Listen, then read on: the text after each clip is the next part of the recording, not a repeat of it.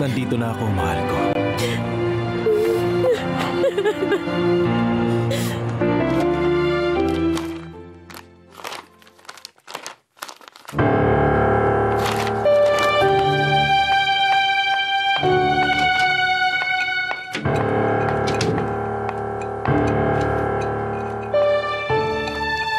Lucy, kinuha mo yung dyaryo na nakalagay sa sofa? Oo, ate. Saan mo nilagay? Tinapon ko na sa basurahan. Luma na kasi kaya tinapon ko na. At saka nilagay ko na sa truck. Ay! Bakit? May masama ba akong ginawa?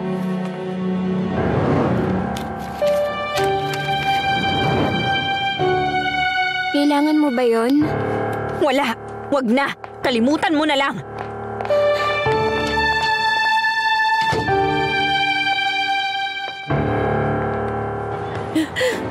Hindi. Ayos lang yan. Tama na. Tahan na, mahal ko. Hindi. Hayaan mo muna akong umiyak, Fernando Jose. Kanina ko pa pinipigilan ang sarili ko. Dahil sa pagkawala ni Mama, para akong nawawala sa sarili ko. Hindi ko talaga matanggap na wala na siya.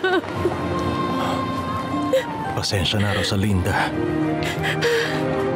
Pasensya na wala ako kung kailan pinakita mo ako. Kailangan kita.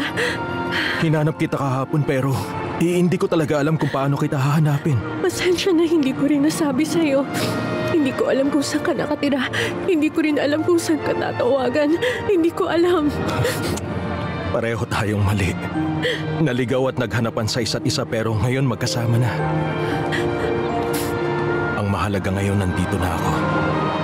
Hindi kita iiwanan. Naiintindihan mo? Oo, Nando Jose.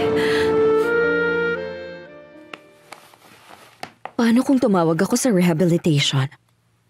Pwede ko siyang kausapin at sabihin sa kanya na patay na si Mama. Malalaman ko rin kung anong ginagawa ng kapatid ni Mama doon.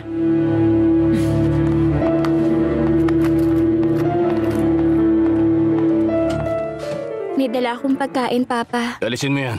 Hindi ko yan kailangan. Pero Bigyan mo na lang ako ng kape.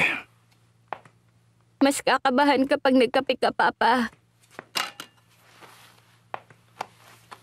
Huwag mong bubuksan ang ilaw. Alisin mo yung pagkain. Iiwan ko na lang to dito, Papa. Kumain ka na lang pag gusto mo na. Umalis ka na ngayon mismo! Ano pang hinihintay mo? Papa, bakit ka ba ganyan sa aming tatlo? Ano bang ginawa namin sa'yo? Huwag ka na magsalita. Ayoko marinig. Ay, Papa, hindi mo naman kasalanan kung bakit wala na si Mama ngayon eh. Alam ko naman yon. Bakit sinisisi ba kita? Eh bakit kasi bigla ka nalang nagbago sa amin? Huwag mo akong pansinin. Paano hindi ka papansinin? Hindi ka kumakain, hindi natutulog. Ang sakit mo magsalita kay Rosalinda at Ate Fedra. Tapos ngayon sa akin naman. Kung naistorbo kita, aalis na lang ako. Yun ba ang gusto mo? Hindi, Papa. Kung ganun, umalis kayong lahat! Sige, Papa. Aalis na ako.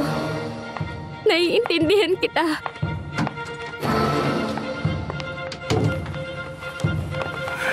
Ano ba ito? Bakit? Bakit? Bakit isa sa kanilang tatlo hindi ko anak? Kung may oras pa sana si Dolores na sabihin sa akin, nalaman ko sana kung sino hindi ko anak. Salamat, senyorita.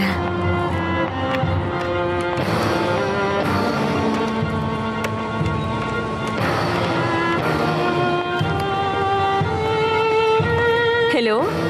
Magandang hapon. Gusto ko makausap si Soledad Romero. Sinabihan ko naman kanina si Rosalinda na hindi na niya kailangan pumasok.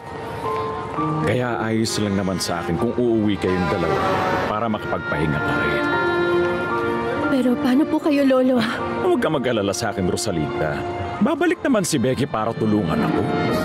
Tama naman si Lolo. Ihatid na kita pa uwi sa inyo para mapakilala mo na rin ako sa pamilya mo. Ayos ba?